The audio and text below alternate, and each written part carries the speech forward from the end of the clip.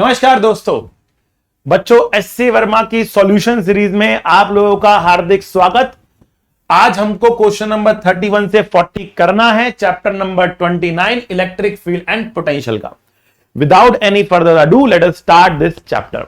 But उससे पहले एक छोटी सी इंफॉर्मेशन, और वो इंफॉर्मेशन ये है कि बहुत सारे बच्चे कह रहे हैं कि हमें साथ में ये भी बताइए कि कोई अगर ऐसा क्वेश्चन है जो नीट के बच्चों को नहीं करना है तो उसका इंफॉर्मेशन भी आप हमको दे दीजिए। तो मैंने ये डिसाइड किया है कि डिस्क्रिप्शन के अंदर मैं आप लोगों को ये बता दूंगा अगर कोई ऐसा क्वेश्चन आता है जो नीट के बच्चे छोड़ सकते हैं। ठीक है, अभी तक जो हमने क्वेश्चंस करे हैं उसमें कोई बहुत ऐसा क्वेश्चन नहीं मुझे लगा कि जो आप लोगों में से नीट के किसी बच्चे को छोड़ना चाहिए। एक आध क्वेश्चन होगा तो मैं उसकी डिस्क्रिप्शन में जाकर मेंशन कर दूंगा। तो सभी वीडियोस की डिस्क्रिप्शन आप देखते रहिए। अगर आप नीट के बच्चे हैं तो आपको मालूम पड़ जाएगा कौन सा क्वेश्चन आपको छोड़ना है, कौन सा क्वेश्चन आपको करना है। जेई के बच्चों को सारे क्वेश्चंस करने हैं, ठीक है ना, तो उनके लिए मुद्दा है ही नहीं कि कौन सा करना है कौन सा नहीं करना, उनको सारे क्वेश्चंस करने हैं। स्टार्ट करते हैं आज का वीडियो। क्वेश्चन नंबर 31 आप लोगों की स्क्रीन पर आ चुका है। चलिए पढ़ते हैं इसे। लो भैया, two particles A and B each having a charge q. दो पार्टिकल्स हमारे पास है ए एंड बी, दोनों के ऊपर चार्ज है क्यू। ठीक है ना, to particles A and B having a charge Q. तो ये पार्टिकल ए है, ये पार्टिकल बी है, दोनों पर चार्ज क्यू है। बहुत बढ़िया, कैपिटल क्यू दिया हुआ है। Sorry sorry sorry sorry sorry capital Q. ठीक है, they are placed a distance d apart. They are placed a distance d apart, वो डी डिस्टेंस दूर रखे गए हैं। Where should a particle of charge Q be placed on perpendicular bisector of AB? AB के perpendicular bisector पर एक charge small q कहां रखा जाए so that it experiences the maximum force, ताकि वो मैक्सिमम फोर्स को एक्सपीरियंस करे। What is the magnitude of the maximum force? इस मैक्सिमम फोर्स का मैग्नीट्यूड कितना होना चाहिए? ठीक है, तो एक बार डायग्राम थोड़ा नीचे करके बना देते हैं हम। मिटाया इसको हमने कहा देखो यहां पर चार्ज रखा है कैपिटल Q, यहां पर चार्ज रखा है कैपिटल Q, और ये है परपेंडिकुलर बाइसेक्टर, यहां पर चार्ज रखा है स्मॉल q। तो क्वेश्चन पूछा जा रहा है ये स्मॉल q कितना डिस्टेंस दूर रखा जाए x, ठीक है ना, और इनके बीच में डिस्टेंस है d, ताकि यहां पर जो फोर्स लगे इस पर मैक्सिमम फोर्स लगे। तो अब इस क्वेश्चन को करने के दो तरीके, एक है बिल्कुल बेसिक तरीका, बिल्कुल बेसिक तरीका है, ठीक है ना, कि भैया शुरू हो जाओ, लिखो फोर्स, लिखो मैक्सिमा मिनिमा निकाल के अपना आंसर निकाल दो। और दूसरा है एक सिद्धि, ठीक है ना। तो पहले मैं आपको बिल्कुल बेसिक तरीके से कराता हूं, फिर सिद्धि की बात करूंगा, ठीक है ना। तो बेसिक तरीका क्या कह रहा, बेसिक तरीका कह रहा है देखो भैया इसके ऊपर लगेगा जो फोर्स वो कुछ ऐसा लगेगा। देखो भैया क्या लगेगा, फटाफट बनाते हैं। इधर ठीक बा, इस पर इधर ठीक बा, okay.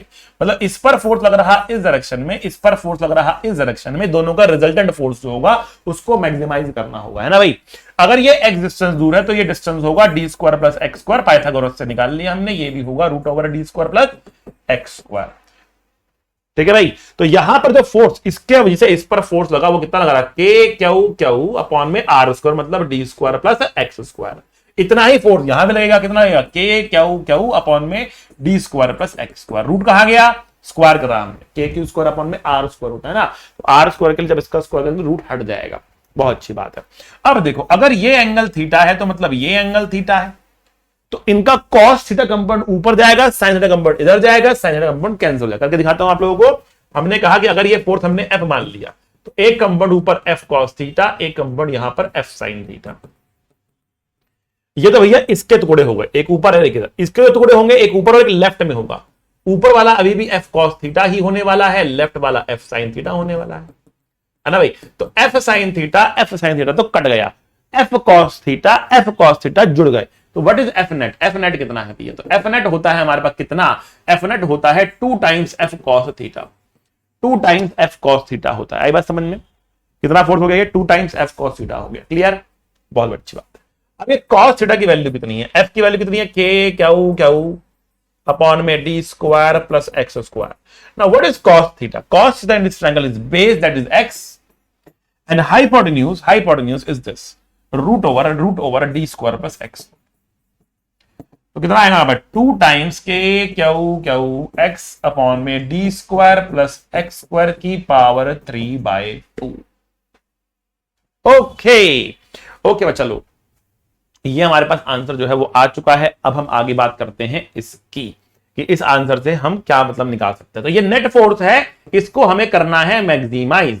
How to maximise this force, इसको मैक्सिमाइज कैसे करें? तो भैया मैक्सिमम करने का तरीका क्या होता है, आपको करना होता है डिफरेंशिएशन। तो आप करोगे df/dx करेंगे और इसको जीरो के घाट उतार देंगे, ठीक है ना, इसको जीरो के घाट उतार देंगे, ठीक है ना। तो df/dx, क्योंकि f जो है x का फंक्शन है, f जो है वो x का फंक्शन है, अलग अलग x पे रखोगे अलग अलग f आएगा, अलग अलग x पे रखोगे अलग अलग f आएगा। क्लियर हुई बात, ठीक है ना। अच्छा जी, अब समझो बात को, डिफरेंशिएट करना है किसका, f का। तो f कितना है भैया, यहां पर देखो f की वैल्यू कितनी लिखी है, 2 times k Q x upon में r square plus x square की पावर 3/2। r स्क्वायर नहीं, यहां पर सॉरी d स्क्वायर था,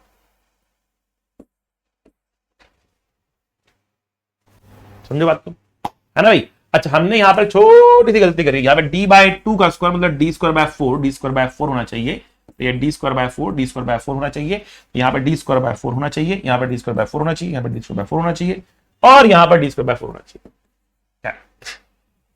नॉनदलेस ये हमारे पास आ गया, क्योंकि d पूरा डिस्टेंस है ना। जब पाइथागोरस यहां पर लगाओ तो d/2 का स्क्वायर करोगे ना, d/2 का स्क्वायर d²/4 होगा ना, ठीक है ना। तो ये आएगा हमारे पास, ये आएगा हमारे पास, यहां तक कोई दिक्कत वाली बात नहीं होनी चाहिए।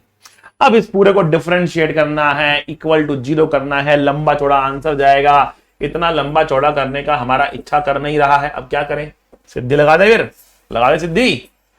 अरे बोलो बच्चा, पहले इसको ऊपर ले जाएंगे, ये x होगा, ये होगा d²/4 प्लस x स्क्वायर की पावर 3/2।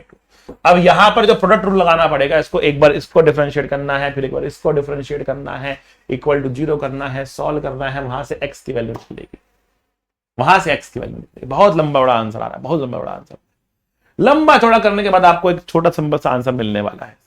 वो क्या है, सिद्धि से मैं आपको बताऊंगा। पहले मैंने ये क्यों किया कि देखो आम तरीका, आम जिंदगी, कितना डिफिकल्ट जिंदगी। अब हम बात करेंगे मिंटोस जिंदगी, सिद्धि जिंदगी, वो जिंदगी कैसी होती है, ठीक है ना, कैसे चुटकी में अपना आंसर निकलता है। मेडिकल वाले भी देख सकते हैं, इंजीनियरिंग वाले भी देख सकते हो, टेंशन वाली बात नहीं है। देखो क्या टेंशन, क्या क्या करेंगे इसके। हमने कहा कि अगर हमारे पास एक रिंग होता है, बात समझना, एक क्या होता है, रिंग होता है, रिंगा होता है हमारे पास। ये क्या है, ये रेडियस है, इसके सेंटर से x डिस्टेंस दूर, यहां पर हम आ गए। यहां पर फील्ड कितनी होती है, यहां पर फील्ड का फॉर्मूला होता है k(x) अपॉन में r square plus x square की पावर 3/2 होता है, ये फॉर्मूला होता है। समझे बात, ठीक है ना। अब अगर आप देखो, अगर मैं r ना लेकर यहां पर डायमीटर d ले लूं, अगर मैं कहूं diameter d, that means 2r है d, ठीक है ना, डायमीटर मैंने d कर दिया, तो r की वैल्यू d/2 हो गई, r की वैल्यू d/2 हो गई, यहां पुट करते हैं, कितना होगा भैया, ये k(x) अपॉन में d/2 का स्क्वायर या d²/4 कह सकते हैं उसको। अब आपको धीरे धीरे थोड़ा अंदाजा होने लगेगा कि भैया मैं यहां पर क्या कर रहा हूं। अब देखो, यहां पर जो फोर्स आया था, यहां पर जो फोर्स आया था, इस फॉर्मूले को देखो, लिखता हूं मैं फोर्स की वैल्यू कितनी है, यहां लिखता हूं मैं फोर्स की वैल्यू कितनी है। ये तो फील्ड की वैल्यू लिखी, इस रिंग की वजह से यहां पर फील्ड लिखा मैंने। अब मैं फोर्स लिखता हूं, फोर्स कितना आया था हमारा, 2 times k(x) d²/4 plus x square की पावर 3/2, ये फोर्स आया था, और यहां पर एक क्यू भी था। आएगा समझ में। अच्छा, अब देखो, अब बात समझना, ये यहां पर 2q और यहां पर क्यू आया, डिफरेंस आ रहा है ना एक। तो बेटा वो डिफरेंस इसलिए आ रहा है कि यहां पर जो टोटल चार्ज है वो क्यू और क्यू, कितना है टोटल चार्ज, 2q है। टोटल चार्ज कितना है, क्यू टोटल कितना है, 2q है। बात समझना, टोटल 2q है, और रिंग पे टोटल चार्ज कितना लिया हमने, क्यू लिया। तो अगर मैं यहां पर इसको क्यू टोटल बोल दूं, क्यू टोटल बोल दूं, तो यहां पर जो टोटल चार्ज था वो 2q था, ठीक है, जो हमने उस केस में आंसर निकाला। रिंग वाले केस में ये रहा फील्ड, और उस वाले केस में फोर्स ये रहा। तो यहां पे 2 इंटू क्यू क्या है, 2 इंटू क्यू कुछ और नहीं बल्कि क्यू टोटल ही तो है। अब देखो बिल्कुल सेम टू सेम आ रहा है, बिल्कुल सेम टू सेम आ रहा है, बिल्कुल सेम टू सेम आ रहा है। समझो बात को, यहां पर भी क्या है, यहां पर भी क्या है, समझना बात को। यहां पर आपने एक डीक्यू लिया और इसके बिल्कुल अपोजिट आपने एक डीक्यू लिया। तो भैया ये डीक्यू और डीक्यू का जो रिजल्टेंट यहां पर फील्ड बना रहा है, ऐसे बहुत सारे पेयर्स हैं और उनमें सिर्फ ये वाला कंपाउंड हम ऐड करते हुए निकाल दे रहे हैं, ठीक है ना। सो जो यहां पे और यहां पे चार्ज रखा जाए उसका फील्ड और पूरे रिंग का फील्ड एकदम सिमिलर तरीके से निकाला जा रहा, एकदम सिमिलर तरीके से निकाला जा रहा, कोई फर्क नहीं है उसके अंदर। एक पूरा रिंग ले लो, या एक चार्ज ऐसे ले लो, कोई फर्क नहीं पड़ता, सेम आंसर आने वाला है। अब हमें पता है देखना इस बात को। अब ये आपको याद करना है कि रिंग का जो फील्ड होता है वो r/2 डिस्टेंस पर मैक्सिमम होता है। कहां मैक्सिमम होता है? Field is maximum at r/√2। ये r/√2 पर मैक्सिमम होता है। और r क्या d/2 है, तो इसको d/2√2 पे मैक्सिमम होता है, d/2√2 पे मैक्सिमम होता है। कुछ नहीं करना, बस आपको ये समझना है, कुछ ये सब कुछ लिखने की जरूरत नहीं है आपको, बस दिखाने के लिए था कि समानांतर होते हैं। अब आप बस इतनी बात समझना, आप इतनी सी बात समझना, हम ये कह रहे हैं कि अगर आपने चार्ज रखा यहां पर क्यों, या आपने एक रिंग ले लिया जिस पर चार्ज होता है, 2Q ले लिया, क्योंकि इस पर चार्ज क्यों यहां पे 2Q बात एक ही है ना। अब इस असेंबली की वजह से इसके बाइसेक्टर पर यहां पर x डिस्टेंस दूर जितना भी फील्ड होगा, अब इसमें ये r होगा और ये d होगा, ध्यान रखना इस बात को, ये r होगा और ये d होगा, डिस्टेंस जो है वो d होगा। यहां पर डिस्टेंस डायमीटर जो है वो d लोगे, ठीक है ना, और रेडियस जो है वो r लोगे, बात समझना इसको, there is a difference. Okay, तो यहां पर x डिस्टेंस दो जितनी फील्ड होगी और यहां पर x डिस्टेंस दो जितनी फील्ड होगी बेटा, वो बिल्कुल सेम होंगे, आइडेंटिकल होंगे। E1 लिखता हूं, E2 लिखता हूं, E1 बराबर E2 होगा। ये बात बस मैं कहना चाहता हूं, पहली बात आपको याद रखनी है। दूसरी बात आपको ये पता ही है कि एक रिंग पे x डिस्टेंस r/√2 पे r/√2 पर फील्ड मैक्सिमम होती है, r/√2 field is maximum. Direct आता कैसे, तरीका वही है, फील्ड लिखा, डिफरेंशिएट किया, इक्वल टू 0 किया, जब डिफरेंशिएट करेंगे तो प्रोडक्ट रूल लगेगा, पूरा सॉल्व करेंगे, अल्टीमेटली आपका आंसर निकल कर आ जाएगा, ठीक है ना। तो ये आपके पास आ रहा है कि यहां पर फील्ड क्या आ रही है बेटा, मैक्सिमम आ रही है, बहुत अच्छी बात है। अब r की वैल्यू d/2 है, तो आंसर d/2√2 है, d/2√2 पर फील्ड मैक्सिमम है, ठीक है। मैच करें आंसर 31 d/2√2, बिल्कुल सही, d/2√2 हमारा आंसर आ गया, ठीक है। अब कह रहा है मैक्सिमम फील्ड है कितनी, ये बताओ कितनी है, कितना फोर्स है मैक्सिमम, तो हमें दिक्कत वाली बात नहीं है। हमने बोला देखो मैक्सिमम फोर्स कितना होगा, ये है 2kQ x अपॉन में d²/4 प्लस x² की पावर 3/2। अब यहां पर x की वैल्यू को d/2√2 डाल देंगे, ठीक है ना, x की वैल्यू को d/2√2 डाल देंगे, बाकी सब कुछ पड़ा है यहां पर, ठीक है ना। तो यहां पर हो गया 2kQ d/2√2 d²/4 plus d/2√2 का स्क्वायर की पावर 3/2। अब इस 2 से ये 2 कट गया, खलास गया, खत्म, ठीक है ना। तो ये d/√2 kQ बचा। अब देखो नीचे d² बाहर निकल तो d³ बाहर आ गया, बहुत अच्छी बात है, एक d यहां बचा था। अब नीचे देखो ये 1/4 है और 2√2 का स्क्वायर कितना होता है, 8 होता है, तो 1/8 हो गया, की पावर 3/2 है। 1/4 में बाहर निकालूंगा तो 1/4 का रूट करेंगे तो 2 आएगा, उसका क्यूब करेंगे तो 8 आएगा, तो 1/8 बाहर निकल आएगा पूरा। तो ये हो गया kQ/8√2d² और यहां पे 1 + 1/2 बचेगा, दैट मींस 3/2 बचेगा, 3/2 की पावर 3/2 हो गया, 3/2 की पावर 3/2 हो गया। अब इसको पूरा सॉल्व करेंगे, विल गेट दी आंसर, और आंसर जो हमको मिलने वाला है वो है 3.08, ठीक है ना। आंसर आ रहा है 3.08 kQ अपॉन में d², समझ के बाद आप लोग, अपॉन में d², बिल्कुल सही, हमारा आंसर है 3.08 kQ अपॉन में d²। इस तरीके से हम इसको सॉल्व करके अपने आंसर को निकाल सकते हैं, ठीक है बच्चा लोग। तो सिद्धि लगानी है, आपका आंसर चुटकियों में बन जाना है, ये सिद्धि है आपकी। क्या है सिद्धि, ये दोनों क्या है, इक्विवेलेंट है, these two are equivalent, that is the सिद्धि। दूसरा पॉइंट आपको जो याद करना है वो ये याद करना है, ये आपको याद करना है बेटा, ये बहुत इंपॉर्टेंट पॉइंट है आप लोगों के लिए कि r/√2 पर फील्ड क्या होती है बेटा, मैक्सिमम होती है। समझ गए, क्लियर। चलो बच्चा अगले क्वेश्चन पे चलते हैं,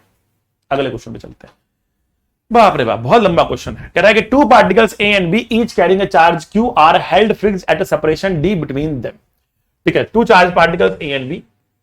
आप देखो तरीका समझो, क्वेश्चन पढ़ते जाओ, डायग्राम बनाते जाओ, ताकि आपको उसको दोबारा पढ़ने की आवश्यकता ना पड़े, एक बार के अंदर आपको क्वेश्चन पूरा समझ में आ जाए। 2 particles A and B each carrying a charge Q are held fixed at a separation D between them। जो गिवन है लिखते जाओ। अब particle C having mass M and charge Q is placed at the middle point of the line AB। तो ये रहा कि एक मिडल पॉइंट पर हमने एक चार्ज Q जो है C इसको बोल दिया, चार्ज Q जो है वो हमने रख दिया मिडिल पॉइंट पे। If it is displaced through a distance x perpendicular to AB, what should be the electric force experience by it. कह रहा है कि अगर हम इसको ऊपर ले गए, कितना डिस्टेंस x डिस्टेंस ऊपर लगे, कितना फोर्स लगेगा इसके ऊपर, पहले बताओ। हमने कोई दिक्कत वाली बात नहीं है, हमें पता है। अभी अभी हमने निकाला, हमने निकाला कि जो फॉर्मूला होता है वो सेम रहता है। किसका फॉर्मूला, किसका फॉर्मूला? एक रिंग, अगर हमने यहां पर एक रिंग मान ली होती जिसका चार्ज 2 होता और जिसका रेडियस जो है वो कितना होता, d/2 रेडियस होता, तो इससे x डिस्टेंस दूर यहां जो फील्ड होती है उसका फॉर्मूला कितना होता है, k क्यू कितना है, 2q, क्यू कितना है यहां पर, 2q है, k x अपॉन में r स्क्वायर कितना होगा बेटा, d/2 का स्क्वायर हो गया, d/2 का स्क्वायर हो गया, r square plus x square की पावर कितनी हो गई, 3/2 हो गई, की पावर कितनी हो गई, 3/2 हो गई। बात समझो, दो चार्ज पार्टिकल ऐसे रखे हैं, this is identical to a ring, वो एक रिंग की से क्या है, आइडेंटिकल है। तो रिंग का फील्ड निकाल दो, क्या इनका फील्ड निकाल दो, बात एक ही है। इनका निकालो कि रिंग का निकालो, बात एक ही है। तो हमने कहा डायरेक्ट हमें फॉर्मूला पता, तो हम फॉर्मूला लगाएंगे ना, क्या दिक्कत वाली बात है। अब फोर्स निकालना है तो फोर्स के लिए हम चार्ज से मल्टीप्लाई कर देंगे, स्मॉल क्यू से मल्टीप्लाई कर देंगे, हमारा आंसर हमको मिल गया। ठीक है ना, बिल्कुल सही, यही हमारा आंसर है, कोई दिक्कत वाली बात नहीं है। पहला पार्ट हमारा यहां पर बनकर तैयार हो गया, पहला पार्ट बनकर हमारा तैयार हो गया। पार्ट बी पे आते हैं, assuming x to be very very small, show that the force is perpendicular to the x।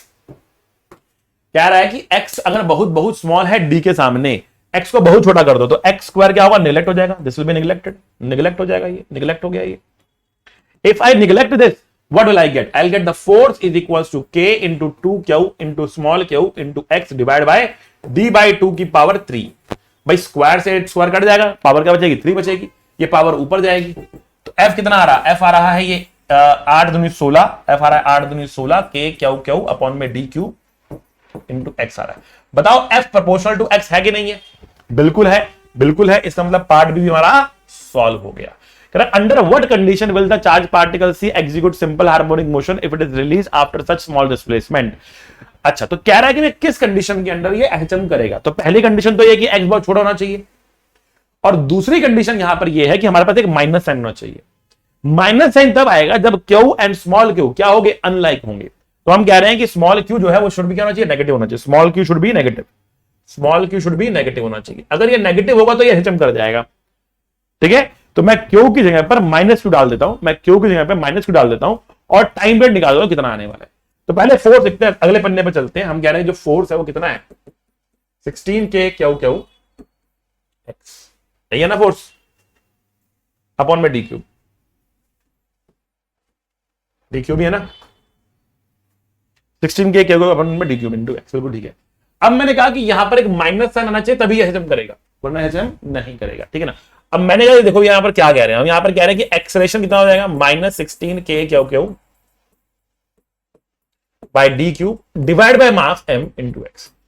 Force से एक्सेलरेशन निकालने के लिए मास से डिवाइड करेंगे, फोर्स से एक्सेलरेशन निकालने के लिए मास से डिवाइड कर देंगे। ये आगे कंपेयर करेंगे इसको जनरल इक्वेशन ऑफ HM के साथ, ओमेगा स्क्वायर हमको मिलेगा। ओमेगा की वैल्यू आएगी √16k q 16k q upon में md क्यूब, ये आ जाएगी ओमेगा की value. Once we get the value of omega, will get the value of time period, and the time period is 2 pi by omega. So 2 pi by omega, omega कितना हो जाएगा बेटा, md cube 16k q। ठीक है ना, 16 root के बाहर आएगा तो बेटा वो 4 बनेगा, तो ये π/2 हो जाएगा, md क्यूब k q। ये हमको टाइम पीरियड मिल गया। फटाफट मैच कर लेते बेटा इसको।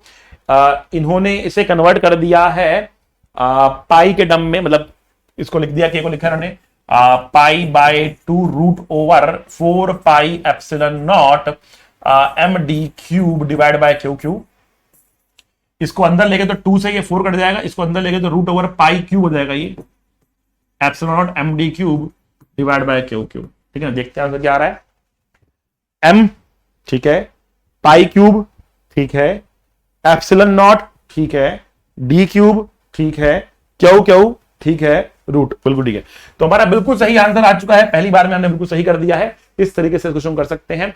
टाइम पीरियड निकालना है आपको, इसमें थोड़ा सा लेंदी आपके सामने क्वेश्चन जो है जा रहा है।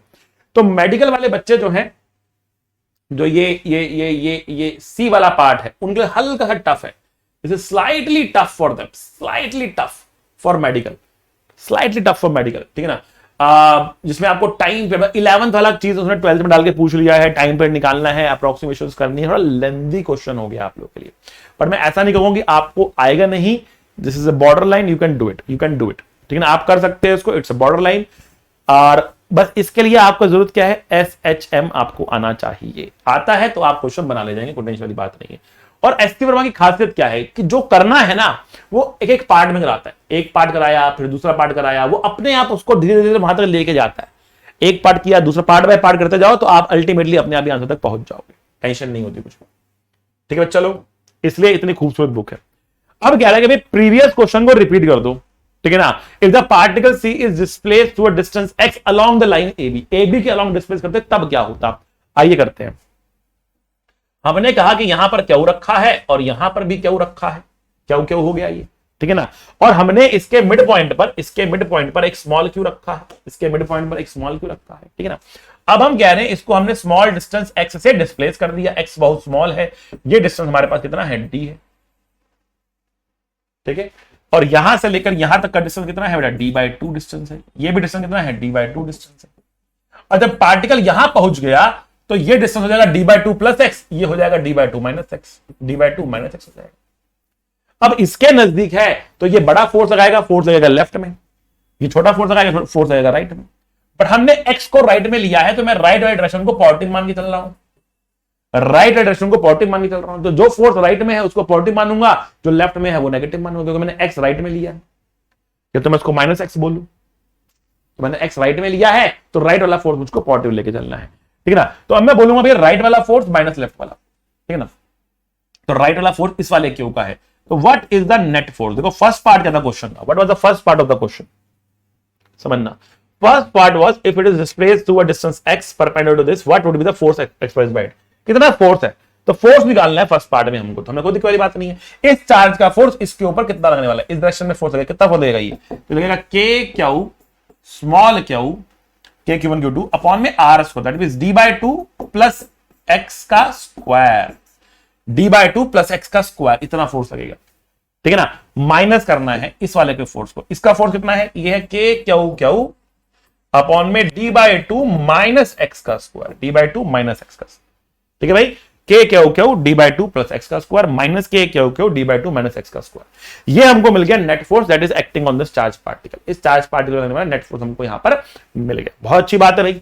अब देखो क्या करेंगे, यहां से k क्यू को कॉमन ले लेंगे, ये आएगा d/2 माइनस एक्स का square minus d/2 plus x का स्क्वायर, और डिवाइड में कितना आ जाएगा भैया, d/2 का स्क्वायर माइनस एक्स का स्क्वायर का होल स्क्वायर, ये आ जाएगा हमारे पास। आएगा समझ में, ए स्क्वायर माइनस बी स्क्वायर, मतलब ए plus b, a minus B को मल्टीप्लाई कर रहे हैं, ए plus b into a minus B कितना होता है बेटा, ये होता है a square minus b square होता है, ठीक है। A square minus b square कर दिया हमने, a square minus b square कर दिया हमने, आई बात समझ में। What is k q a square minus b square ऊपर है, तो a plus b, a minus b ऊपर करेंगे तो ये कितना होगा बेटा, a plus b into a minus b. और यहां पर हम x को निगलेक्ट करने वाले हैं, x स्क्वायर है क्योंकि यहां पर x इज वेरी स्मॉल, तो हम इसको निगलेक्ट करने वाले हैं, तो निगलेक्ट कर देंगे इसको, तो हमारे पास ये x स्क्वायर हट जाएगा यहां से, और ये कितना बचेगा हमारे पास बचेगा ये कितना, d की पावर 4 2 की पावर 4 16 बचेगा ये। अब देखो ऊपर देखो, ये x से x कटेगा, ये d हो जाएगा, इस वाले d/2 से ये वाला d/2 हट जाएगा, ठीक है बच्चों। आ रही बात समझ में, नेगेटिव फोर्स आएगा, और नेगेटिव आना भी चाहिए क्योंकि हमने x को पॉजिटिव माना है, तो वापस तभी आएगा जब नेगेटिव फोर्स होगा, ठीक है। अब अगले पन्ने चलते हैं, बहुत सावधानी पूर्वक लिखेंगे ताकि कुछ छूट ना दें हम, ऐसे में ही गलती हो जब हम पन्ना पलट देते हैं, ठीक है ना। तो आइए क्या था, k Q d minus 2x, k Q d minus 2x, d की पावर 4/16, तो ये क्यों हो जाएगा। तो नेट फोर्स जो उसको मिल रहा है वो है -2 k q by d cube into x. Is it proportional to x? Yes. So what is the acceleration? It is 32 kq by md cube into x. Comparing it with minus omega square x, omega will be root over 32 kq by md cube, and that means the time period is 2 pi root over m, 2 pi root over 2 pi by omega होता है ना time period होता है 2 pi by omega, right, 2 pi by omega, तो हम 2 pi root over md cube divide by 32 k हमको मिल जाएगा। बहुत शानदार। अब इसको हम k की जगह पर 1/4 पाई एप्सिलॉन नॉट रख देते हैं, 4 पाई एप्सिलॉन नॉट ऊपर आ जाएगा और ये बचेगा क्यू, ये 8 हो जाएगा। 8 में से 4 बाहर निकालते हैं, पाई को अंदर ले जाते हैं, तो रूट ओवर बेटा pi cube epsilon not m d cube divide by 2 q आपको मिल जाएगा। समझे बेटा, ये हमारे पास टाइम पीरियड आने वाला है। So time period pi cube epsilon not m d cube divide by 2 q 1/2। बिल्कुल ठीक जवाब, बिल्कुल ठीक जवाब। हमारा आंसर बिल्कुल सही आ चुका है, कोई गलती हम लोगों ने नहीं करी है, ठीक है ना। ये हमारा आंसर है आज। एकदम तूफानी काम कर रहे हैं हम, कोई गलती नहीं कर रहे हैं। एकदम खट, ठीक है ना।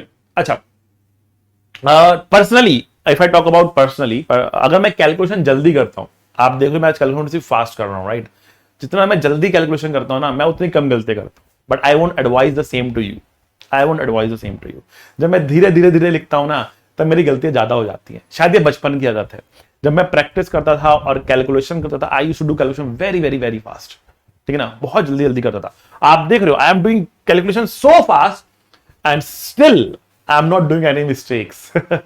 While in the previous videos, some of the previous videos, I was doing some calculation mistakes here and there and somewhere again and again. ऐसा नहीं कह रहा कि मैं अभी गलती नहीं करने वाला हूँ, आगे कर सकता हूँ, कोई ऐसी बात नहीं है, ठीक है ना। बट हाँ, जितना मैं तेज करता हूँ ना कैलकुलेशंस, मेरी गलतियां उतनी कम होती है। That is how I am build up, ठीक है ना। मैं नहीं कह रहा कि सबके लिए यही होता है, ठीक है ना। हो सकता है कि आप धीरे करो तो आप कम गलतियां करो, आप तेज करो तो गलतियां ज्यादा कर दो, ऐसा भी हो सकता है, ठीक है ना। बट मेरे साथ क्या है, the faster I do the better I am, ठीक है ना। तो मैं अपनी फ्रीक्वेंसी पे चल रहा होता हूं, ठीक है। सो कंसेप्ट में आपको बहुत आराम से प्यार से समझाऊंगा, ठीक है ना, जहां पर भी कंसेप्ट आएगा। लेकिन calculations I am going to do a little faster now so that I make less mistakes, ठीक है ना। आई मेक लेस मिस्टेक्स, हम उसके अंदर ना पड़े रहे। अगर आपको लग रहा है कि भैया कैलकुलेशन थोड़ी सी फास्ट हो रही है, ठीक है ना, तो आप 2 मिनट पॉज करो, खुद से कैलकुलेशन करो। Don't see the calculation, right. आपको कैलकुलेशंस देखने की जरूरत है नहीं, आप खुद से कॉपी पेन लो, खुद से कैलकुलेट करो, अपना आंसर निकालो, मैच करो। What you should know is how to write the force, किस डायरेक्शन को पॉजिटिव, किसको नेगेटिव माना जाए। फोर्स नेगेटिव आ रहा है तो उसका मीनिंग क्या है, ठीक है ना, और कहां पर हमें कैसे निग्लेक्ट करना है, कैसे हम इसमें सॉल्व करने में a square minus b square लगा रहे हैं। ये सारी बातें आप लोगों को मालूम होनी चाहिए। Once you know that, you can do the calculation yourself. कोई इसमें दिक्कत वाली बात नहीं है। मेडिकल का बच्चा भी कर सकता है इसको, जे का भी कर सकता है, लेकिन मेडिकल वालों के लिए एकदम ऑन द लाइन वाला क्वेश्चन है, थोड़ा हार्ड क्वेश्चन है, मतलब उसके लिए। इसके बियॉन्ड तो कुछ मेडिकल में नहीं आता। That is the hardest level that you can accept in the examination, right. इतना कॉन्सेप्ट आपको आना चाहिए, बिकॉज ये एसएचएम का क्वेश्चन है, एक तरीके से आप कह सकते हो, इलेक्ट्रिक फील्ड से मिलाकर, ठीक है ना। सो अभी तक कोई दिक्कत नहीं है, सो फार सो गुड। बढ़ते हैं आगे क्वेश्चन नंबर 34 पे, क्वेश्चन नंबर 34 पे, ठीक है ना। क्वेश्चन नंबर 34 आपके सामने आ चुका है। 34 क्वेश्चन कह रहा है, the electric force experienced bye a charge of this is this, ठीक है। Find the magnitude of electric field at the position of the charge. निहायत ही सिंपल क्वेश्चन है, ठीक है ना। ये इलेक्ट्रिक फील्ड की डेफिनेशन पर आ रहा है, ठीक है ना।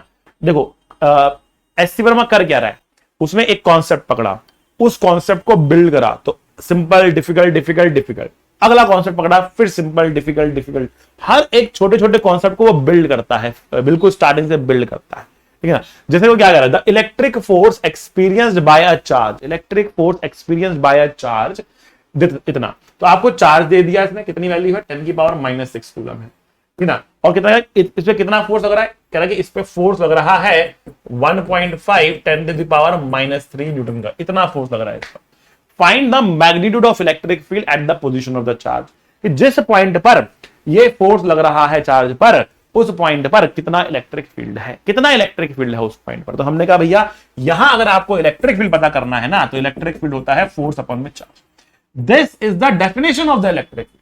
Definition of the electric field is force पर यूनिट चार्ज, फोर्स पर यूनिट चार्ज, ठीक है ना।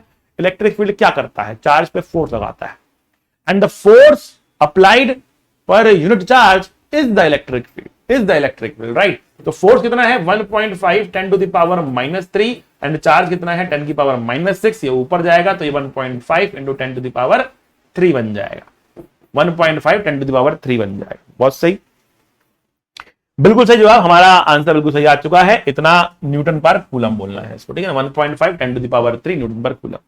34 क्वेश्चन हो गया, 4 नंबर आपके जेब में आ चुके हैं। आगे बढ़ते हैं 35 क्वेश्चन पर। 35 कह रहा है two particles A and B having the charge of इतना एंड इतना respectively are held fixed at separation of इतना, ठीक है। तो आपको दो चार्ज पार्टिकल्स दिए गए हैं, ठीक है ना। इसको ए कह दिया गया, इसको बी कह दिया गया। इसकी वैल्यू है 2 इंटू 10 टू द पावर -6, इसकी वैल्यू है -4 10 to the power -6 and they are separated by a separation of 20 centimetre. Locate the points on the line A B where the electric field is 0, the electric potential is 0। अब ये धीरे धीरे potential के अंदर भी कूद रहा है, फील्ड के साथ पोटेंशियल में भी कूद रहा है, ठीक है ना। अब देखो चीजें इंटरेस्टिंग होने वाली है आगे, ठीक है। फील्ड कहां 0 होगा, इसका तो डायरेक्ट रिजल्ट है आपके पास। जब एक चार्ज पॉजिटिव और एक नेगेटिव होता है तो लाइन के बाहर फील्ड 0 होता है और छोटे वाले चार्ज के नजदीक होता है। लाइन के बाहर छोटे वाले चार्ज के नजदीक, ध्यान रखना है इस बात को। सिद्धि है बेटा आप लोगों के लिए, सिद्धि है ये। क्या सिद्धि है? सिद्धि है कि जब चार्जेस अनलाइक होते हैं तो नल पॉइंट लाइन के बाहर एंड स्मॉल चार्ज के नजदीक होता है, स्मॉल चार्ज के नजदीक होता है, समझे। जब चार्जेस अनलाइक होते हैं तो नल पॉइंट मतलब जहां पे नेट फील्ड 0 लाइन के बाहर स्मॉल चार्ज के नजदीक होता है। कितना होता है डिस्टेंस ये? तो अगर आप डिस्टेंस देख रहे हैं ए से, तो आप चार्ज लेंगे ए का, चार्ज लेंगे ए का, उस पर डालेंगे रूट, डिस्टेंस लेंगे इनके बीच का r divide by root of charge B minus root of charge A. Minus लिखना पड़ रहा है बिकॉज अनलाइक है, सिंपल सी बात। बस पुट करेंगे, सॉल्व कर देंगे इसको। तो रूट क्यू है कितना है हमारे पास 2 into 10 to the power -6 under root r कितना हमारे पास 20 सेंटीमीटर है, divide by root of 4 into 10 की power -6 minus root of 2 into 10 to the power -6, 10 की पावर -6 कट जाएगा ऊपर नीचे, ठीक है ना। रूट टू से बेटा ये 2 हो जाएगा, ठीक है। आई बात समझ में? तो भैया ऊपर 20 नीचे आ रहा है √2 - 1, 20 divide by √2 - 1 it is 20 √2 + 1 divide by 2 - 1 that is 1।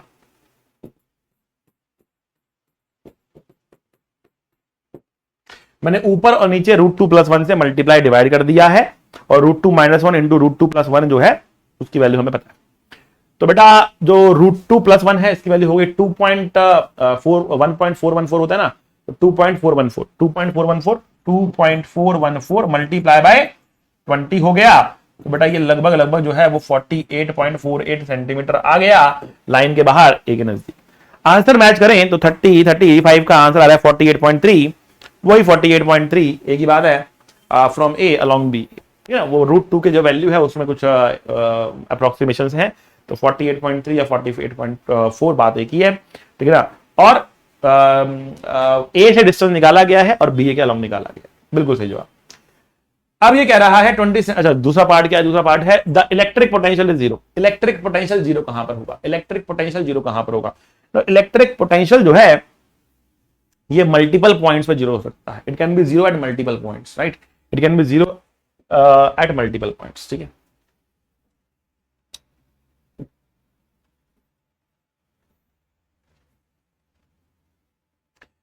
To into 10 to the power -6 minus में है प्लस में है?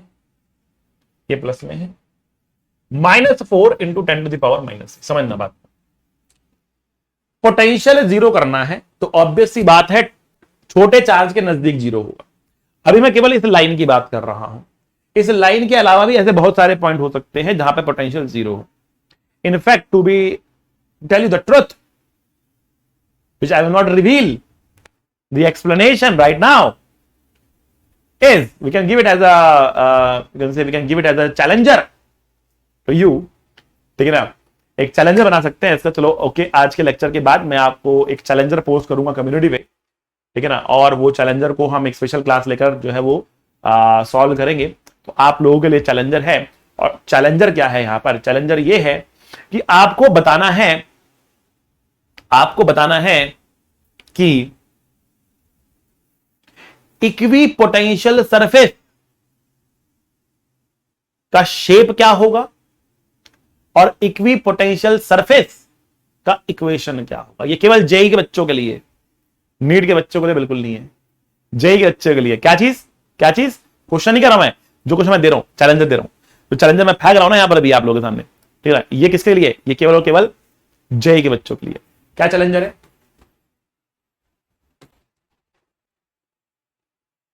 And this challenger will be posted on the community. आप अपने आंसर कम्युनिटी में डाल सकते हैं। This is my answer, right. And let's say इसी क्वेश्चन को बना लेते हैं कि सपोज हमारे पास एक चार्ज क्यू है, दूसरा चार्ज -2q है। एक क्यू ले लिया, एक -2q ले लिया, ठीक है। हम चाहे तो q1 q2 करके भी निकाल सकते हैं, but that might be too lengthy to calculate for you guys. इसका रेडियस हमने r कर दिया, डिस्टेंस हमने r कर दिया, ठीक है ना। अब आपके सामने है फाइंड, इसको हमने ओरिजिन माना, 0,0 मान लिया, ठीक है ना, ये हमारी एक्सिस है। Find the equation of equipotential surface in the xy plane, आप 3D में भी निकाल सकते हो, ठीक है, बट फिलहाल आप xy प्लेन में निकालो, उसके बाद 3D की बात कर लेंगे, मन करेगा तो फाइंड द, बहुत डिफरेंस नहीं हालांकि, find the equation of the equipotential surface in the xy plane. But उसके लिए आपको मैथमेटिक्स के अंदर कोऑर्डिनेट ज्योमेट्री आना चाहिए। मैथमेटिक्स के अंदर आपको कोऑर्डिनेट ज्योमेट्री आता है तो आप जाकर उसका इक्वेशन शायद बता पाओ 3D के अंदर, या फिर 3D आपको आना चाहिए। मैथमेटिक्स में आपको पढ़ाते हैं, पता नहीं कोऑर्डिनेट में पढ़ाते हैं कि 3D में पढ़ाते हैं, आई डोंट नो, ठीक है ना, कि ताकि वो इक्वेशन आप समझ सको, ठीक है ना। बट क्या है, 2D में पहले बात कर रहे हैं, तो 2D के अंदर हम क्या रहे हैं, 2D के अंदर क्या रहे हैं, find the equation of equipotential surface in the xy plane and also tell the shape,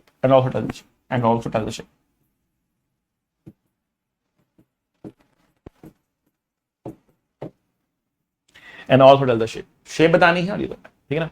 तो ये आपके लिए चैलेंजर रहेगा। It will be posted in the community. ये कम्युनिटी के अंदर आपके सामने यूट्यूब पे पोस्ट कर दूंगा इस लेक्चर के बाद, ठीक है ना। बट पहले आइए देखते हैं, अभी तो हमसे क्या पूछ रहा है, इस लाइन पे पूछ रहा है बस, वो कह रहा है इस लाइन पे बता दो। तो मैं कह रहा हूं दो जगह पर आपका पोटेंशियल जीरो हो सकता है, एक यहां कहीं पर, दूसरा यहां कहीं पर। दो जगह पोटेंशियल जीरो हो सकता है, ठीक है, एक यहां कहीं पर हो सकता है, दूसरा यहां कहीं पर हो सकता है, ठीक है ना। यहां पर भी हम 2 के नजदीक है, यहां पर भी हम 2 के नजदीक है, ठीक है ना। तो जो पोटेंशियल है वो जीरो हो सकता है दोनों पर। भाई इस रीजन में पोटेंशियल जब हम 2 के बहुत नजदीक आ गए तो पोटेंशियल बहुत ज्यादा बड़ा होगा, और पोटेंशियल कैसा होगा, पॉजिटिव होगा, ठीक है ना। ये नेगेटिव पोटेंशियल क्रिएट करने की कोशिश कर रहा है। तो जब हम इसकी तरफ जाएंगे तो एक ऐसा रीजन आएगा ना जहां पर वो पॉजिटिव से नेगेटिव होगा, आई बात समझ में आपको, ठीक। और यहां पर भी जीरो आपको मिल जाएगा। तो पहले यहां की बात करते हैं। हमें देखो यहां से हम एक्स डिस्टेंस ले गए, यहां से हम वाई डिस्टेंस आ गए, ठीक है। पहले इस पॉइंट की बात करते हैं, ए की बात करते हैं। ए पे पोटेंशियल जीरो करने के लिए एट ए पे पोटेंशियल जीरो करने के लिए इसका पोटेंशियल और उसका पोटेंशियल लिखकर इक्वेट कर देंगे। इसका पोटेंशियल कितना है, ये है के क्यू 2 × 10⁻⁶ अपॉन में एक्स, राइट। इसको लिखते हैं, अगर ये पूरा डिस्टेंस आर है यहां से लेकर यहां तक का, ये पूरा आर ले लिया हमने, फॉर एग्जांपल हमने आर ले लिया, इसका पोटेंशियल कितना हो जाएगा बेटा, और नेगेटिव होगा तो -k 4 × 10⁻⁶ अपॉन में r - x इक्वल टू 0। तो k कट रहा है, 10⁻⁶ कट रहा है, इससे ये 2 हो जा रहा है, क्रॉस मल्टीप्लाई करते हैं, r - x बराबर 2x, वहां लेके जाते हैं, x की वैल्यू आ रही है r/3, r की वैल्यू कितनी हमारे पास तो बेटा आर की वैल्यू हमारे पास 20 सेंटीमीटर है, तो आंसर आएगा 20/3 सेंटीमीटर, 6.67 सेंटीमीटर। समझो बात। तो 6.6 सेंटीमीटर, पहले आंसर मैच कर लेते हैं अपना। 20/3 पहला एक आंसर आ चुका है, लेकिन अब दूसरा भी निकालना है, बी में निकालना है। बी कहां है यहां पर, तो वाई भी निकालना है, ठीक है ना। तो हमने कहा भैया बी पर लिखते हैं, वापस से ड्रॉ कर लेते हैं डायग्राम को। इट इज 2 × 10⁻⁻⁶ -4 × 10⁻⁻⁶, और ये डिस्टेंस है 20 सेंटीमीटर का। और हमने कहा यहां से वाई डिस्टेंस दूर, हमारे पास एक और पॉइंट है जहां पे पोटेंशियल 0 हो रहा है। तो पोटेंशियल एट पॉइंट बी को हमें 0 करना है। तो इसकी वजह से कितना है, k × 2 × 10⁻⁻⁶ डिवाइड बाय y हो गया। इसकी वजह से कितना हो गया, -k × 4 × 10⁻⁻⁶ divide by r plus y हो गया। ये अगर r है तो r प्लस y हो गया, तो हमने r बोल दिया, ठीक है ना। इक्वल टू 0 है, तो ये कटा ये कटा ये कटा ये कटा, इससे बेटा ये 2 हो गया, क्रॉस मल्टीप्लाई करते हैं तो r प्लस y की वैल्यू हो गई 2y। r प्लस y की वैल्यू हो गई है हमारे पास कितनी, r प्लस y की वैल्यू हमने निकाल दी, यहां पर कितनी आ रही है, 2y आ रही है, ठीक है ना। और यहां पर हमने r माइनस x लिया था, ठीक है ना। तो ये r प्लस y आ गया, ठीक। तो अब यहां पर देखो, ये यहां पर आगे बढ़ कितना बनेगा, y बनेगा, और इसकी वैल्यू कितनी आ रही है, r मतलब 20 सेंटीमीटर आ रही है। तो दूसरा आंसर आ रहा है 20 सेंटीमीटर, 20 सेंटीमीटर। बिल्कुल सही जवाब, बिल्कुल सही जवाब, 20 सेंटीमीटर और 20/3। तो इस लाइन पर 2 पॉइंट्स हो गए, एक इस तरफ आया और एक 2 पॉइंट्स पर पोटेंशियल हमको 0 मिल रहा, 2 पॉइंट्स पर पोटेंशियल हमको 0 मिल रहा, ठीक है ना। एक चैलेंज और इसके अंदर हम इंक्लूड कर देते हैं बेटा, एक चैलेंज हम इसमें और इंक्लूड कर देते हैं, रुको अभी। और वो चैलेंजर ये है, draw potential versus x graph. Potential versus x graph आपको ड्रॉ करना है, केवल एक्स पे, वाई नहीं चाहिए आपको, केवल एक्स पे चाहिए। पोटेंशियल वर्सेस एक्स ग्राफ आपको जो है वो ड्रॉ करके दिखाना है, -∞ से +∞ तक पोटेंशियल वर्सेस एक्स का ग्राफ आपको ड्रॉ करना है, ठीक है बच्चों। ये आपके पास जो है आज का चैलेंजर हो गया, बहुत सही, बहुत सही। आइए भैया चलते हैं प्रश्न संख्या 36 पर, 36 पे चलते हैं। क्वेश्चन है, point charge produces an electric field of magnitude इतना एट अ डिस्टेंस ऑफ इतना from it, what is the magnitude of the charge. बहुत सिंपल क्वेश्चन, बहुत सिंपल क्वेश्चन।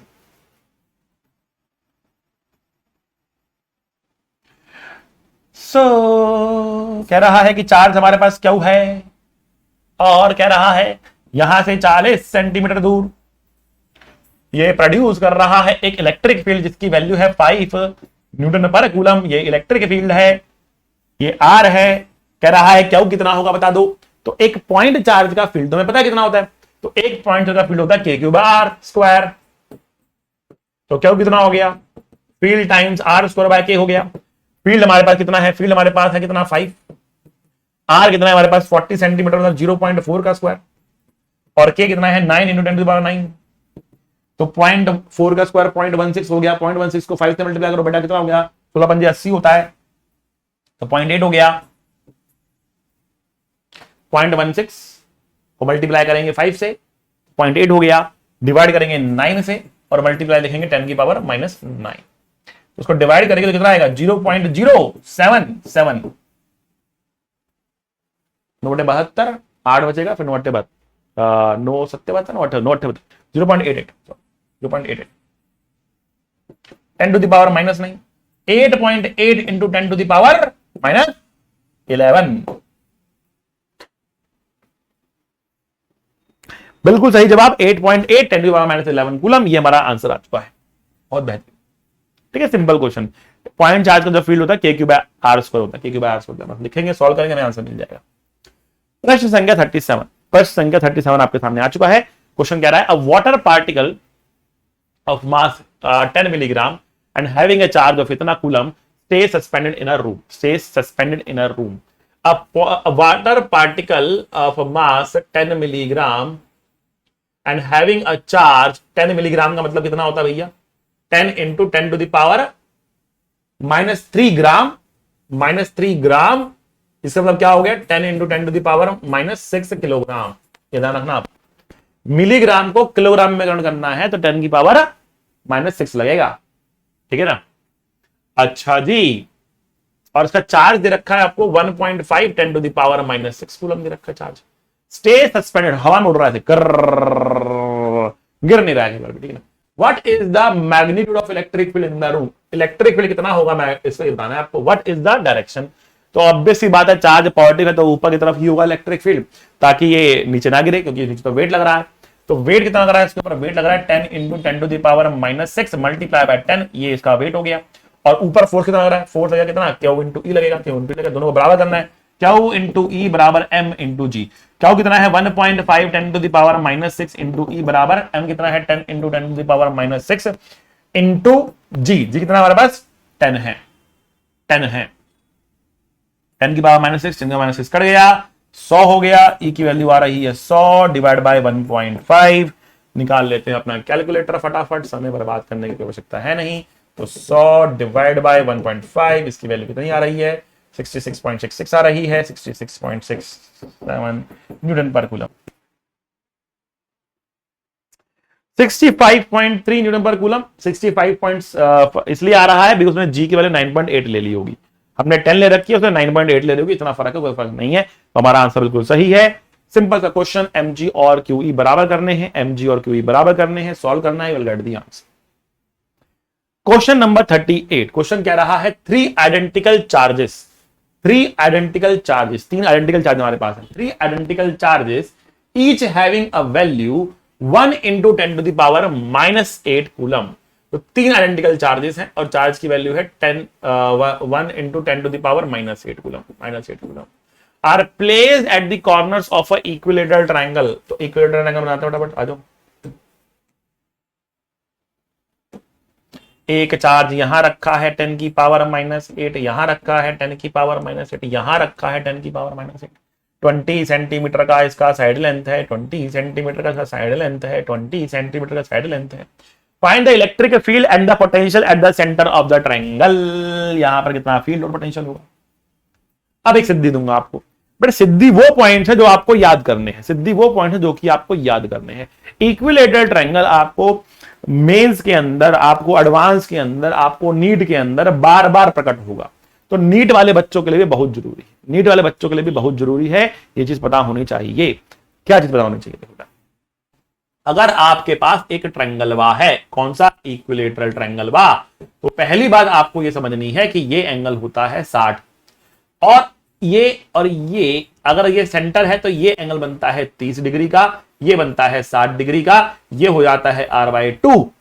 तो अब आपको दो डिस्टेंस याद करने हैं, एक डिस्टेंस ये याद करना है, ये x ले लिया, इसको y ले लिया, ठीक है, कि भैया कॉर्नर से सेंटर का डिस्टेंस कितना है और परपेंडिकुलर का डिस्टेंस कितना है, कॉर्नर से सेंटर का डिस्टेंस और सेंटर से साइड का डिस्टेंस, कॉर्नर से सेंटर का डिस्टेंस और सेंटर से साइड का डिस्टेंस, ये दो डिस्टेंस आपको रटे हुए होने चाहिए, पता रहने चाहिए, याद रहने चाहिए, बात समझना, याद रहने चाहिए। कुछ नहीं करना, इस ट्रायंगल में आपको आना है और आपको कहना है कि भैया x cos 30 बराबर r/2, x cos 30 बराबर r/2, तो x की वैल्यू है r/2 cos 30, cos 30 होता है √3/2, तो बेटा r/√3 हो गया। तो x का वैल्यू कितना है, r/√2 है। ये क्या है बेटा, ये क्या है, क्या है ये, क्या है ये, क्या है ये, क्या है ये है सिद्धि, क्या है ये बेटा, ये है सिद्धि, सिद्धि सिद्धि सिद्धि, याद कर लो, रट लो, r/√3, r/√3, r/√3, r/√3, r/√3, centre corner, centre corner, r/√3, centre corner, centre corner, r/√3। अब ये कितना है भैया, तो देखो x cos 30, x cos 60 बराबर होगा y, x cos 60 बराबर होगा y, मतलब x cos 60 होता है बेटा 1/2 बराबर y, x हो गया 2y और y हो गया x/2, y हो गया x/2, सिंपल सी बात। तो y की वैल्यू x/2 है, x कितना है r/√3, तो r/2√3 हो गया, तो y हो गया r/√3। तो ये है r/2√3 और ये है r/√3। बेटा ये याद कर लो, बार बार ना एग्जाम में निकालने की जरूरत नहीं पड़नी चाहिए आप लोगों को। एग्जाम में क्या क्या करोगे, एग्जाम में तो जो आपको याद है बस वही आप काम आएगा, निकाल कुछ नहीं पाओगे, यहाँ पे जो याद है वही काम आएगा। तो यहां बिठा लो इस चीज को, इसको यहां बिठा लो। आई बात समझ में आप लोगों को। तो देखो अब क्वेश्चन कह रहा है कि देखो यहां से जो डिस्टेंस है वो ये रहा, यहां डिस्टेंस है वो ये रहा, और यहां डिस्टेंस है वो ये, और ये डिस्टेंस है r/√3, मतलब 20/√3 सेंटीमीटर है ये, डायरेक्ट याद होना चाहिए आपको। अब देखो एक और सिद्धि दे रहा हूं, एक और सिद्धि दे रहा हूं, और वो क्या है इनको शो करने की, और वो ये है कि if equal charges of same sign,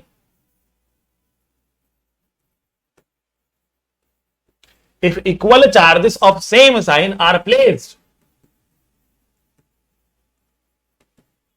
at all the corners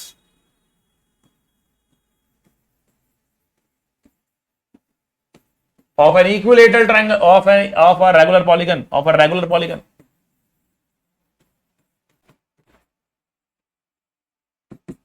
then the net field at center बराबर शून्य।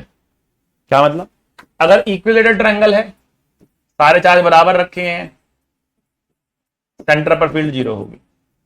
स्क्वायर है, सारे चार्ज बराबर रखे गए हैं, सेंटर पर फील्ड 0 होगी। हेक्सागोन है, पेंटागोन है, हेक्सागोन है, हेप्टागोन है, कोई भी गॉन क्यों ना हो, सेंटर पर फील्ड 0 हो। सर्कल है, चार्ज यूनिफॉर्मली डिस्ट्रीब्यूटेड है, सेंटर पर फील्ड 0 होगी। Circle is a regular polygon with infinite corners, you can say. तो यहां पर फील्ड 0 आने वाली। फील्ड 0 क्यों आएगी? बिकॉज यहां पर फील्ड के बनेंगे 3 वेक्टर। ये फील्ड पैदा करेगा इधर, ये फील्ड पैदा करेगा इधर, और ये फील्ड पैदा करेगा इधर। जब वेक्टर स्पेस में बराबर मैग्नीट्यूड के हो और स्पेस में इक्वल एंगल पर डिस्ट्रीब्यूट हो जाए, जैसे 3 वेक्टर हैं या 2 वेक्टर हैं, अगर वो 180 डिग्री पर आ जाए कट जाएंगे। 3 वेक्टर हैं तो 360 डिवाइड बाय 3, 120 120 120 पैदा कट जाएंगे। 4 वेक्टर हैं तो 360 डिवाइड बाय 4, 90 90 90 पैदा, एक इधर एक इधर एक इधर एक इधर, 4 आ जाए कट जाएंगे। 6 वेक्टर हैं तो 360 डिवाइड बाय 6, 60 डिग्री के एंगल पर आ जाए कट जाएंगे। तो यही कॉन्सेप्ट लगता है यहां पर, कहता है कि नेटवर्क कितना आएगा, 0 आ जाएगा। नेटवर्क कितना आएगा, 0 आ जाएगा। इन दोनों के बीच में एंगल 120 है, 2 वेक्टर बराबर मैग्नीट्यूड के 120 डिग्री का एंगल ऊपर की तरफ रिजल्ट बनेगा, फील्ड ई के बराबर बनेगा, ई और ई का रिजल्ट ई ही आ जाएगा, और वो इस वाले ई को कैंसिल कर देगा। ठीक है, सिंपल सी बात। बट पोटेंशियल 0 नहीं होगा, फील्ड तो 0 हो गई, यहां फील्ड तो 0 हो गई, यहां फील्ड तो 0 हो गई, बट पोटेंशियल 0 नहीं होगा। आपको तीनों की वजह से पोटेंशियल निकालना है, तो आप किसी भी एक का पोटेंशियल निकाल के मल्टीप्लाई बाय 3 करेंगे, किसी भी एक का पोटेंशियल निकाल के मल्टीप्लाई बाय 3 करेंगे, किसी भी एक का पोटेंशियल निकाल के मल्टीप्लाई बाय 3 करेंगे। ठीक है ना, तो किसी भी एक का पोटेंशियल कितना होगा, पोटेंशियल कितना होगा, तो 3 times multiply by k Q upon में आर। आर कितना है, आर कितना है 20/√3 है। सारी वैल्यू पुट करते हैं, आ जाओ। 3 के कितना है 9 इंटू 10 की पावर 9, क्यों कितना 10 की पावर -8, 20/√3। बट ये कितने सेंटीमीटर में था, तो मीटर में कन्वर्ट करने के लिए 100 से डिवाइड करना पड़ेगा। ठीक है ना, तो 20 पंजा 100 हो गया, ये 3 ऊपर जाएगा, तो ये 3√3 बना, और ये 45 हो गया, 9 5 45 हो गया, और ये 10 की पावर बेटा कितना हुआ, 10 की पावर बेटा 1 हो गया। ठीक है, तो कैलकुलेटर निकाल लेते फटाफट अपना और आंसर को सॉल्व करने की कोशिश कर लेते।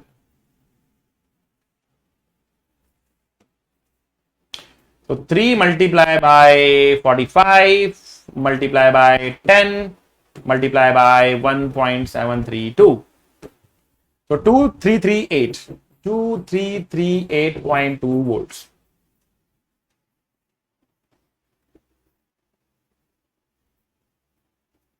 तो बिल्कुल सही बेटा, 2.3 10 की पावर 3 रखा है, 2.3 10 टू द पावर 3, ये उसने आंसर दिया है जो अप्रोक्सीमेटली हमारे आंसर के ही मैच कर रहा है। तो बिल्कुल सही जवाब। क्वेश्चन नंबर 38 भी हम लोगों ने बना लिया है, सिद्धि प्राप्त कर ली है। तो बढ़ते हैं बेटा आगे, चलते हैं आगे प्रश्न संख्या 39 पर। क्वेश्चन नंबर 39 क्या कह रहा है, ये कह रहा है कि positive charge q is distributed uniformly over a circular ring of radius r. तो हमारे पास एक रिंग है जिसका रेडियस क्या है बेटा, आर है, चार्ज इस पर क्यू है। ठीक है ना, a particle having a mass m and a negative charge q is placed on its axis